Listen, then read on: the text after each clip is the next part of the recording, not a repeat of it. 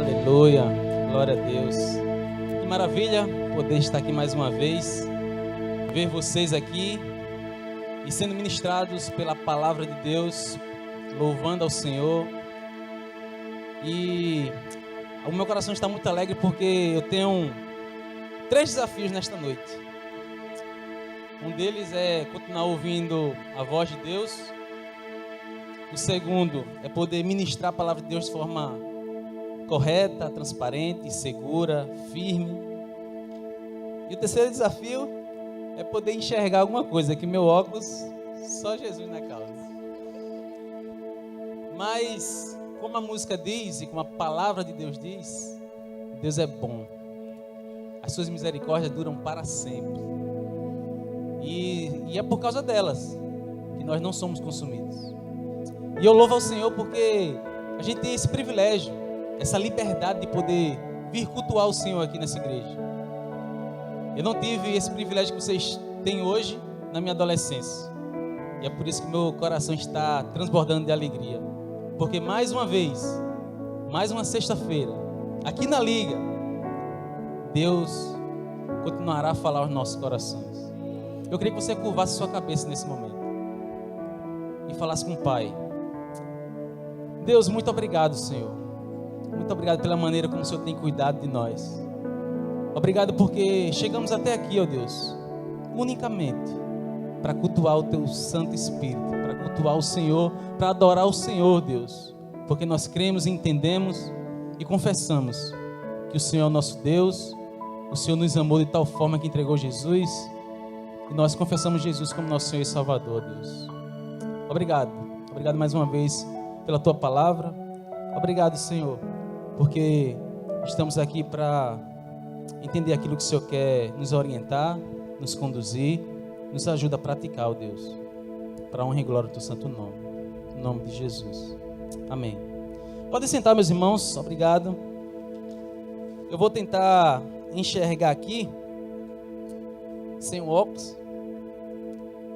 E eu já estou bem motivado, até porque hoje à tarde a gente foi para Paripueira mais uma vez fazer uma ação lá em uma clínica de reabilitação. Nós tivemos lá cerca de 60 jovens, adultos, homens que têm enfrentado muitas lutas, têm enfrentado muitos desafios. E nós nos colocamos à disposição para poder servi-los, para poder ministrar a palavra de Deus. E tem sido um tempo muito gostoso, muito proveitoso. E Deus tem feito grandes coisas, grandes coisas. Homens têm se convertido, homens têm depositado sua vida, suas vidas, sua confiança aos pés de Jesus. Porque só Jesus é quem pode nos libertar de todas as correntes que o pecado nos aprisiona. E eu gostaria de ler um texto bem significativo para a gente aqui, nesta noite. Eu queria deixar claro que eu tinha algumas coisas pertinentes a vocês adolescentes, assuntos específicos como fofoca, namoro, relacionamento, amizade, intimidade com Deus. Mas quando Deus fala, eu tenho que obedecer. E tem uma coisa que tem me incomodado bastante, eu queria ter essa oportunidade de poder falar sobre isso. E eu queria que vocês abrissem a sua Bíblia aí, suas Bíblias, no livro do profeta Abacuque. Abacuque, capítulo 2, versículo de 1 a 5. Por favor, Abacuque, capítulo 2, versos do 1 a 5. E o texto diz assim, ó. Estou vendo ainda, ouvindo algumas páginas sendo folheadas. Mas é isso mesmo. E vocês vão entender o motivo de ler esse texto, escolher esse livro. E a palavra de Deus diz assim, ó: Por-me-ei na minha torre de vigia, colocar-me-ei sobre a fortaleza e vigiarei para ver o que Deus me dirá e que resposta eu terei à minha queixa. O Senhor me respondeu e disse: Escreve a visão, grava sobre tábuas, para que a possa ler até quem passa correndo. Porque a visão ainda está para cumprir-se no tempo determinado. mas se apressa para o fim e não falhará. Se tardar, espera-o, porque certamente virá, não tardará. Eis o soberbo, sua alma não é reta nele, mas o justo viverá pela fé. Assim como o vinho é enganoso, tampouco permanece o arrogante, cuja gananciosa boca se escancara como sepulcro e como a morte que não se farta. Ele ajunta para si todas as nações e congrega todos os povos. Mas por que foi que eu escolhi esse texto aqui? Porque normalmente eu escolho um texto da Bíblia e peço ao Senhor para falar primeiramente ao meu coração. E pelo fato de algumas coisas estarem me incomodando, né, e eu quero tratar, quero orientar, ministrar, instruir, confrontar pecados, porque isso faz parte do corpo da igreja, faz parte da nossa comunidade de fé. Nós precisamos fazer isso. E tem algumas coisas importantes, e hoje eu queria tratar algo que Deus colocou no meu coração. E esse texto é de extrema importância para aquilo que Ele falou comigo. E diante dessa oportunidade eu gostaria de já deixar registrado uma coisa muito importante. Na realidade é uma afirmativa muito importante, que se encontra no verso 4, mas eu vou recitar uma frase aqui, ou um parágrafo, de uma coisa que mexe comigo, faz parte do meu dia a dia, e espero que você tenha aprendido a respeito dessa convicção. Olha só o que a frase diz, ou o parágrafo de um texto, que ressalta assim, ó: a fé que resulta de uma experiência real, íntima e pessoal com Deus, sempre prevalecerá e sempre triunfará. Mesmo em meio a tantas desgraças, a tantos desafios, a tantos problemas, a tantas situações que você talvez tenha enfrentado. Sim, você adolescente. Eu não estou falando para criança, estou falando para você adolescente que tem enfrentado suas lutas. Sim, suas lutas. Porque só você sabe onde o calo aperta. Só você e Deus sabe as angústias que há dentro do seu coração. Mas apenas creia que Deus é um Deus que sonda corações. E Ele sabe dos teus desafios. E essa fé que resulta dessa intimidade com Deus, desse relacionamento perfeito com Deus, de intimidade, de conversa, de diálogo, de confessar, de expressar o que a gente sente, essa fé prevalecerá. Essa fé triunfará. E eu gostaria que você entendesse isso diante desse texto.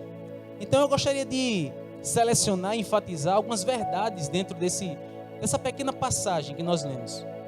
E essa passagem aqui eu gostaria sim de ler todo o livro de Abacuque. São 3 capítulos muito edificantes, muito interessantes, que traz muitas riquezas. Muitas riquezas. Mas é um pouco complicado pelo tempo resumido que nós temos. E talvez você que não leu ainda esse livro, eu gostaria de desafiá-lo a ler. São 3 capítulos. Talvez aqui alguns ainda não leram, alguns talvez leram, mas não deram a devida importância às verdades contidas neste livro. E então deixa eu rapidamente trazer aqui o contexto e algumas informações que são cruciais para entendermos essa questão. Abacuque é conhecido como um dos profetas menores, correto? Um dos profetas menores. E um dos maiores e mais importantes escritores da história do judaísmo. Esse título, profeta menor, não indica grau de importância, mas apenas o fato de que ele deixou uma menor quantidade de material escrito do que os chamados 3 grandes profetas, que são eles: Isaías, Jeremias e Ezequiel. 3 grandes profetas que são considerados desta maneira, né? E Abacuque, ele viveu numa época de grandes incertezas e desafios morais e espirituais. A crise social abalava aquela sociedade naquela época. E é interessante ver como Abacuque ele lida com tudo isso. Então ele nos oferece uma jornada espiritual de um homem que vai da dúvida à adoração, que vai da incerteza à fé, que vai da angústia à segurança de Deus. Então, se você ainda tem dúvidas em relação ao seu relacionamento com Deus, que no nome de Jesus, que essa dúvida possa cair por terra. Porque Deus, Ele é um Deus presente. Deus é um Deus relacional. E Ele quer continuar a fazer a grande obra que Ele começou na sua vida. E diante disso, Ele não ignora a situação que Ele tem vivenciado ali, né? Diante do grande desafio que aquela sociedade enfrentava. E Ele aprende a confiar e a descansar em Deus.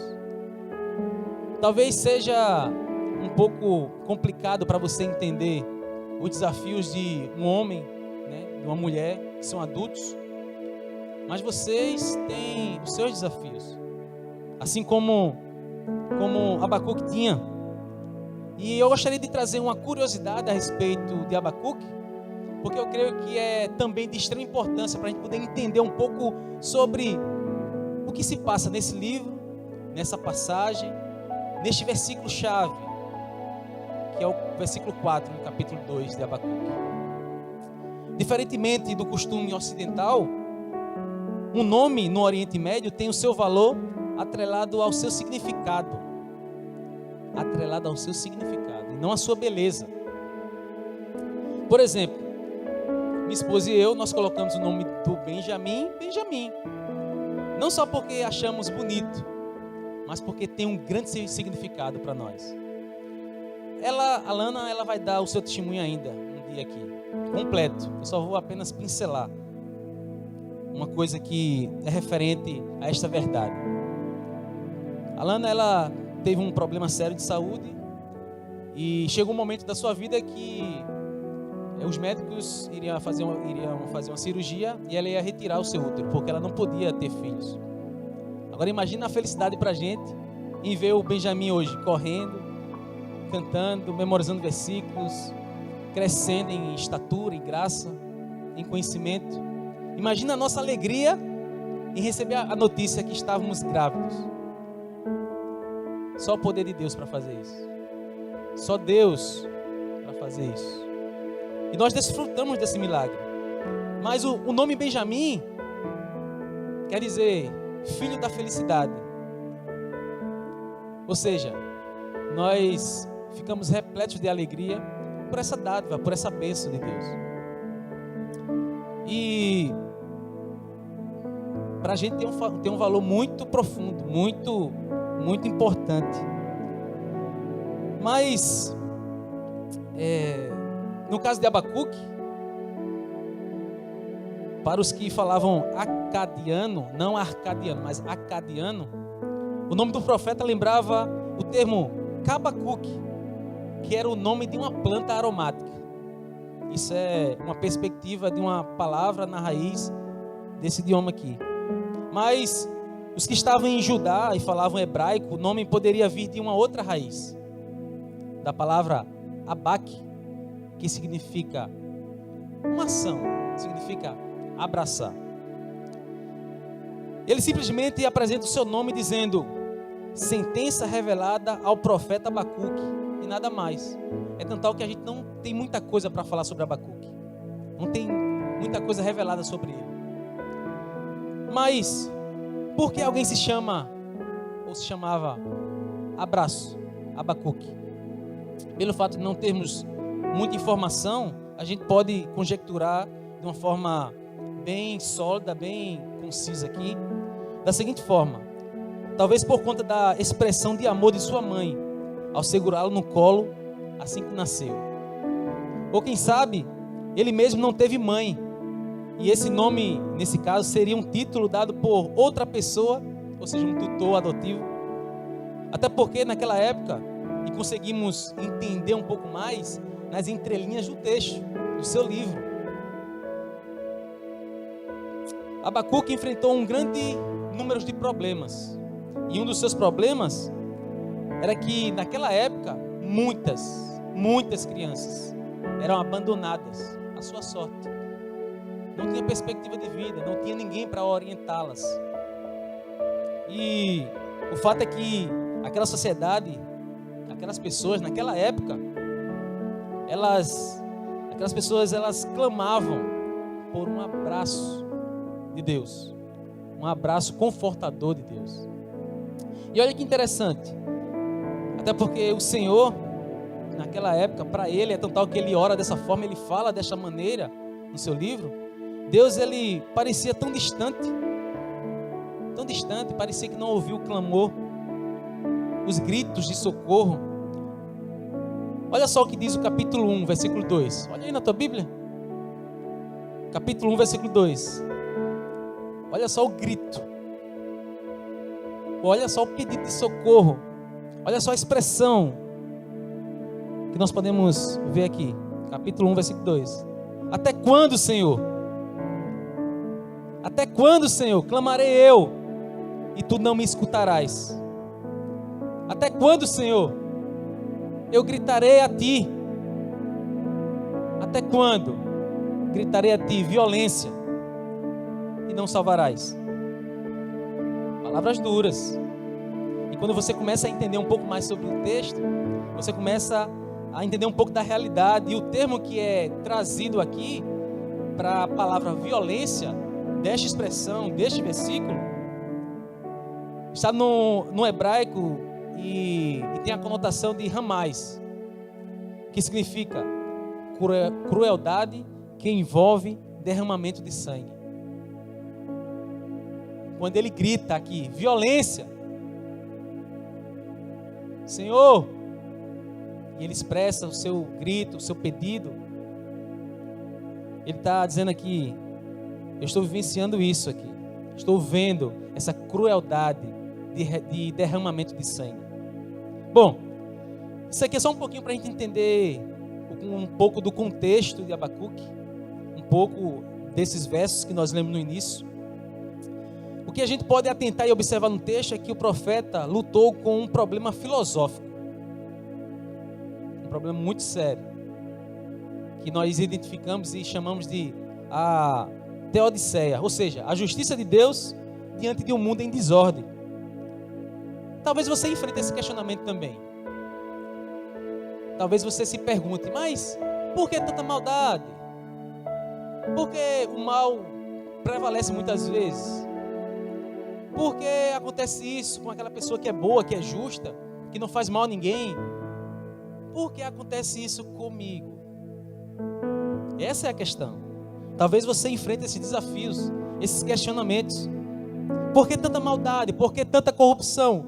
Por que tanta informação falsa? Por que as pessoas brincam com os sentimentos, com a vida das pessoas? Por quê? E talvez você clame, talvez você grite para Deus, talvez você tenha essa luta interna. E o profeta, ele vai construindo sua narrativa de forma que nos permite destacar algumas coisas. E fica pensativo aí sobre esses detalhes. Olha só, a gente pode destacar algumas coisas. A primeira, duas grandes queixas atreladas a essa questão de teodiceia, a questão dessas perguntas que nós fazemos, que eles faziam. Por que tanto mal ainda? Porque vai chegar um dia, um tempo, que vai se cumprir aquilo que o próprio Jesus revelou, falou e garantiu para a gente. Deus vai enxugar do teu olho, do teu rosto, toda lágrima. Você não vai sentir mais dor, tristeza. A morte não vai mais estar no nosso meio. A presença do pecado não mais existirá. Porque Deus prometeu. E Ele é fiel para cumprir. E a gente pode observar também as duas expectativas ou respectativas resposta de Deus. E culmina com uma oração em forma de cântico, um salmo adorando a Deus, reconhecendo seu poder, seu senhorio, suas obras, renovando a esperança, renovando sua fé em Deus. Então, meus adolas, esse é o momento de você renovar sua fé em Deus. Esse é o momento de você reconhecer o senhorio de Deus na sua vida. O evangelho não é nada, não é uma coisa barata. Você não pode barganhar nada com Deus. E nesse momento você pode desfrutar de um relacionamento profundo com Ele. Se você está frio espiritualmente, se você está com alguns problemas, com vergonha, com culpa por causa do teu pecado, sabe que Deus está de braços abertos para ouvir o teu clamor, ouvir a tua palavra confessando a Ele os teus pecados, os teus anseios. Porque, confesse, quantas vezes nós viramos as costas para Deus durante o dia? Quantas vezes nós viramos as costas para Deus hoje? E nós temos um grande desafio aqui. Até porque a gente precisa identificar o problema pela raiz. Só que diante desse contexto que eu falei sobre Abacuque, diante dessa leitura de alguns textos, de alguns versículos, eu preciso mostrar para vocês algumas coisas que são necessárias para a gente dividir o capítulo, ou melhor, o livro. Para você entender um pouco mais do versículo 1, do capítulo 1, por mais que essa introdução seja resumida, é uma introdução do livro. E tem um grande valor e significado para todo o livro. Se a gente não entender o que Abacuque está expressando, a gente não vai conseguir entender o restante do livro. Vemos no versículo 2 do capítulo 1 ainda, as queixas de Abacuque.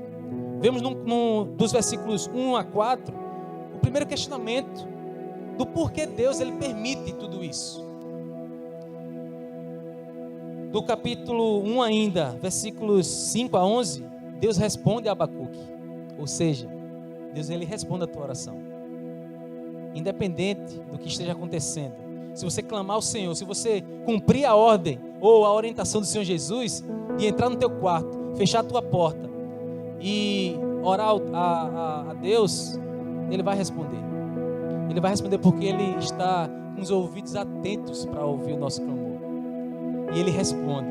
E Ele responde de acordo com a vontade dEle, que é boa, perfeita e agradável. E nós precisamos ter a devida consciência do que significa a vontade de Deus ser perfeita, boa e agradável. Porque não existe variação de dúvida na vontade de Deus. E Ele sabe o que é melhor para mim e para você. Talvez você esteja pedindo errado. Lembra das devocionais que a gente tem feito no livro de Tiago? Se você tem estudado, se você tem meditado naquilo que a gente tem postado todos os dias no grupo da Liga, você começa a juntar as coisas. As peças se encaixam. Porque Deus não é um Deus de confusão. Deus, Ele é um Deus que responde às nossas orações, que está atento para ouvir o nosso clamor, que está neste lugar aqui, neste momento, ao nosso redor, e também está dentro de nós, dentro daquele que confessou seu filho, seu único filho, como Senhor e Salvador de sua vida. E você tem esse privilégio de ouvir a respeito dessas verdades, a respeito desses valores eternos, a respeito desses princípios que transformam a nossa vida. Porque outrora nós éramos inimigos de Deus, e Deus tem feito maravilhas neste lugar e em nossas vidas. E eu quero continuar expondo isso aqui porque eu quero chegar no versículo chave desta passagem que nós lemos. Em um outro momento ele questiona como Deus, que é justo, permite que uma nação ímpia, no caso a nação dos caldeus lá, seja instrumento para resolver os problemas do povo judeu. E aí ele questiona, como Deus, sendo justo, Ele permite isso? E aí, o capítulo 2, dos versos 1 a 20, vai nos explicar de forma extraordinária. E vem com louvor, sabia? E expressa um louvor, um salmo, que destrincha e culmina com o capítulo 3. E eu gosto de ler assim a Bíblia. Eu gosto de ler versículo por versículo, entender o que Deus está falando, porque o autor teve um propósito ao escrever aqui. Um propósito para falar àquele público e um propósito que se perpetua até hoje. Porque Deus quer falar ao seu coração através dessa passagem. No dia de hoje, nesse momento, neste lugar. E é exatamente a segunda resposta de Deus, a queixa de Abacuque, que está situado nos versículos que acabamos de recitar. E em destaque está o versículo 4. Olha só, quero dar essa ênfase porque esse versículo 4, nós podemos encontrá-lo de algumas formas, de formas repetitivas no Novo Testamento. Esse texto é a síntese da mensagem salvadora. E sabe qual é o texto? Olha aí o capítulo 4. Olha o capítulo 4 o versículo 4 do capítulo 2 de Abacuque. O justo, presta bem nessa ênfase, nessa mensagem. O justo viverá por fé. O justo viverá por fé. Sem fé é impossível agradar a Deus. A fé, como diz lá em Hebreus, é a certeza das coisas que se esperam, a convicção de fatos que não se podem ver. E nós não vemos, nós apenas confiamos. E se você é uma pessoa que se tornou justa diante de Deus, você pode desfrutar dessa verdade. Você vai viver, apesar da morte, você vai viver, porque Deus tem um plano eterno para cada um de nós. E esse texto também nós podemos encontrar lá em Romanos capítulo 1, versículo 17, Gálatas capítulo 3, versículo 11 e Hebreus capítulo 10, versículo 38. E eu gostaria de destacar algumas coisas, porque eu gostaria também de fazer você pensar a respeito de coisas práticas, que é o que a gente está meditando diante das devocionais que temos recebido dia após dia.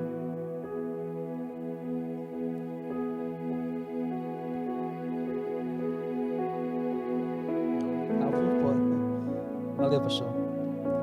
Eu gostaria de pensar 3 coisas com vocês, talvez 4, talvez 5, depende do que Deus quer falar para a gente nesta noite. Só que eu destaquei uma coisa aqui muito interessante, que tem a ver com o que o profeta recebeu da parte de Deus naquela época, o que Deus falou aos seus servos no Novo Testamento, o que Deus falou e queimou no coração de Lutero, e o que Deus tem a falar para nós nesta noite, a respeito do justo viverá por fé. E a visão que Deus deu a Abacuque, e que deveria ser gravada para ser conhecido por todos, a fim de trazer conforto e encorajamento imediato para o profeta e a nação. A nação estava sofrendo, as pessoas estavam clamando, e Deus, apenas Deus, trouxe alívio e conforto.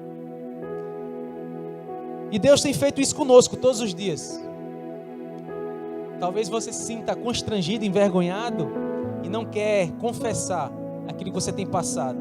E às vezes um sorriso engana as pessoas, o seu próximo, talvez até os seus amigos, mas a Deus não engana. Deus, Ele sabe da tua angústia. Deus, Ele sabe do teu sofrimento. E Ele quer fazer tudo novo. Deus quer restaurar. Deus quer te usar. Deus quer te levar a lugares que você nem imagina. Eu falo isso com propriedade. Sabe por quê? Eu não caí aqui de paraquedas, não. Eu cheguei aqui porque Deus me chamou no dia 25 de dezembro de 2006. 25 de dezembro de 2006. Ele me chamou para ter um relacionamento pessoal com Ele. E desde aquele dia, eu tenho buscado ao Senhor. Eu tenho meditado na sua lei todos os dias. Tenho enfrentado lutas, desafios, problemas, dificuldades, como qualquer outro ser humano. Mas a real é que Deus, Ele tem um plano de paz. Ele tem um futuro para cada um de nós. E eu só tenho a louvar a Deus por isso, porque quando você busca o Senhor, você começa a entender o que Ele quer para a nossa vida. Talvez ser um médico, um dentista, um professor, talvez ser um pregador, eu não sei, mas só Deus é capaz de fazer aquilo que Ele já prometeu para você e aquilo que Ele já determinou para a tua vida. E Ele vai fazer. Ele vai fazer. A prova é que estamos aqui hoje. As misericórdias do Senhor se renovaram pela manhã. Estamos desfrutando das misericórdias de Deus. Estamos desfrutando do amor de Deus. E eu não estou aqui para alisar a cabeça de ninguém não, tá? Eu só estou aqui para falar a verdade que está contida na palavra de Deus, que é a palavra de Deus. Talvez você tenha enfrentado os seus dilemas aí sozinhos. Mas olha aí para o lado. Olha aí para trás. Existe um povo, e é o povo de Deus. E nós queremos crescer juntos. As devocionais é apenas a cereja do bolo, vamos dizer assim. Nós queremos chorar o seu choro. Nós queremos sorrir com você. Nós queremos clamar ao Senhor junto com você. Nós queremos crescer em conhecimento juntos. Que essa geração possa experimentar de Deus coisas grandiosas como já tem enfrentado. E vocês aqui são os instrumentos que Deus quer usar nessa geração perversa lá fora. Que Deus use sua vida ricamente, poderosamente. Que você use os seus dons e talentos para o louvor da glória de Deus. A gente vinha conversando no carro, na volta, sobre coisas espirituais, sobre coisas do cotidiano. Mas eu estava louvando a Deus pela iniciativa e a postura de alguns adolescentes aqui, que têm dedicado a sua vida, o seu tempo, a sua atenção para investir na vida de outros. E é isso que nós queremos fazer. É por isso que nós existimos. Nós temos uma missão de ir por todo mundo, de fazer discípulo. Nós temos uma missão de pregar o evangelho a toda criatura.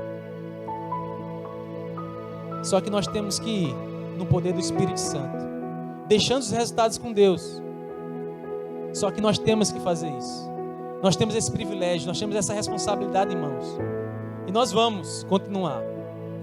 Nós vamos continuar. Se a gente cair, Deus, que é fiel e justo, se confessarmos os nossos pecados, Ele vai nos perdoar os pecados. Ele vai nos purificar de toda injustiça. Ele vai continuar nos ajudando. Ele vai continuar renovando as nossas forças. Ele vai continuar.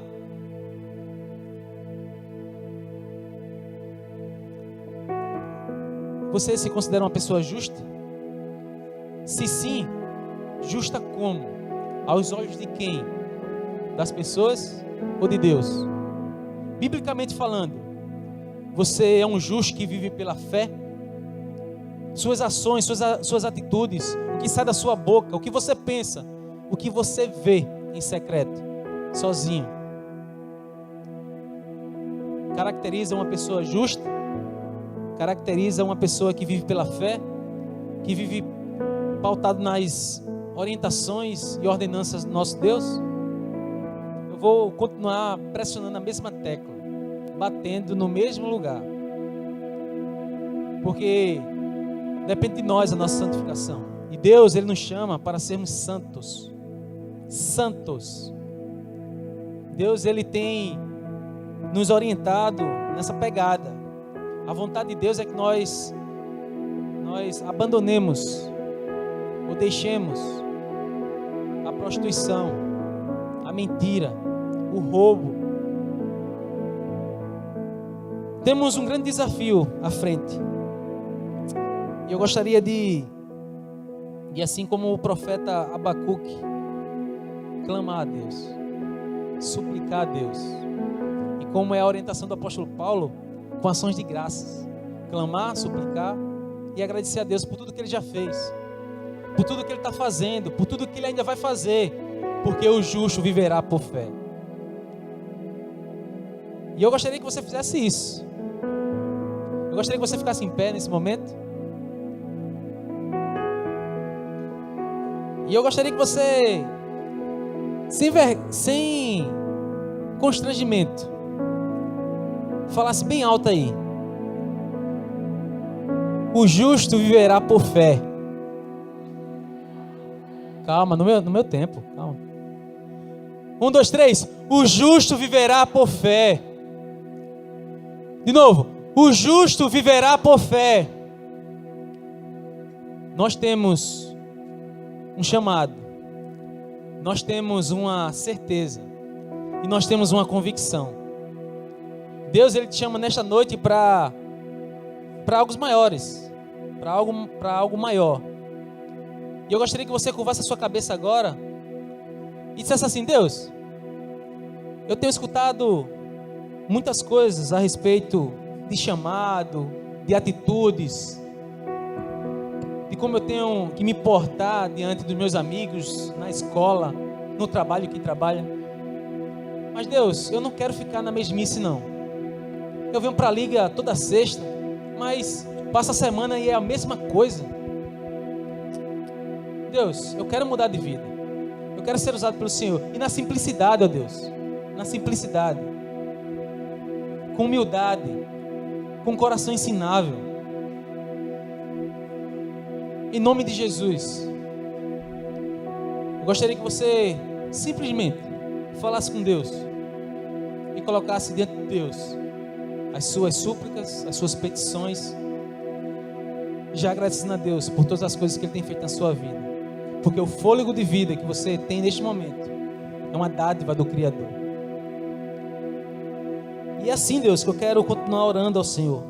Agradecendo por esses adolescentes. Agradecendo por todas as coisas que o Senhor já tem feito na vida deles. E Deus, que de forma sobrenatural o Senhor use cada um deles. Que o Senhor os oriente a viver uma vida que agrada ao Senhor, que louve ao Senhor. Que a cada sexta, cada um toma a sua iniciativa de poder trazer mais adolescentes, mais pessoas para esse lugar, entendendo a orientação do Teu Santo Espírito, ó Pai. No nome de Jesus, nós temos um grande desafio, ó Deus, que é viver por fé, que é demonstrar aquilo que nós já expressamos. Em nome de Jesus, ó Deus, nos usa para o louvor da Tua glória. É com muita sinceridade no nosso coração que nós oramos nesse momento. No nome de Jesus.